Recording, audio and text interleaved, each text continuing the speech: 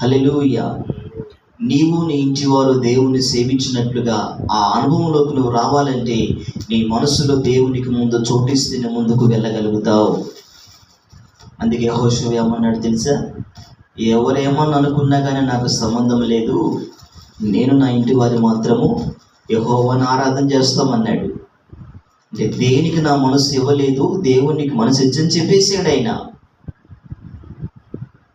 హల్లెలూయా, హల్లెలూయా. ప్రవక్త అయిన యెహోషువ పలికిన మాట ఏంది? ఏ విధంగా అనుకుని నాకు సంబంధం లేదు, కానీ నేను నా ఇంటి వారు మాత్రం దేవుని ఆరాధన చేస్తామని క్లియర్గా ప్రజలందరూ ముందు చెప్పేశాడు.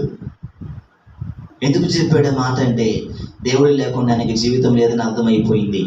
మరొక మాట చెప్పిన దేవుని బిడ్డ, దేవుడు లేకుండా ఈ జీవితం ముందుకు వెళ్ళలేదు. దేవుని సన్నిధిలో గడపకుండా మనం ముందుకు కొనసాగించబడలేము. దేవుని సన్నిధిలో గడపకుండా మనం ఏ విషయంలో బలపడటం కూడా చాలా కష్టం.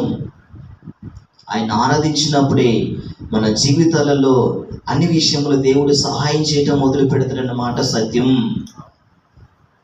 అందుకే నేను నా దేవుని కీర్తిస్తూ ఆయన అంటాడు, నా కాళ్ళ గతులన్నీ కూడా దేవుని ఆలయంలో ఉన్నాయి కనుక నేను ఆయన కొరకు బ్రతుకుతాను అంటున్నాడు రాజైన దావీదు.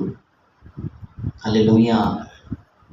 కనుక దేవుని సన్నిధిలో చేరిన మనము ఈ రాత్రి గమనిస్తే ఎంతమంది కుటుంబ ప్రార్థన మళ్ళీ ఆగిపోయాయో నా ప్రభు అంటున్నాడు, తప్పకుండా మళ్ళీ కుటుంబ ప్రార్థన మొదలు పెట్టండి. మీ కుటుంబంలో దేవుడు అద్భుత కార్యాలు చేయటం మొదలు పెడతాడు. దేవుని నామానికి మహిమ కలుగును గాక. ప్రతిరోజు అలా చేసినప్పుడు ఎంత ఆనందం ఉంటుంది. ప్రతిరోజు అలా చేసినప్పుడు ఎంత ఆనందంగా మనం ముందుకు వెళ్ళగలుగుతాం. ప్రతిరోజు అలా చేసినప్పుడు ఎన్ని విధాలుగా మనం దేవుళ్ళ ముందుకు నడిపించబడతాం. ఈ రాత్రి ఆలోచన చేయండి.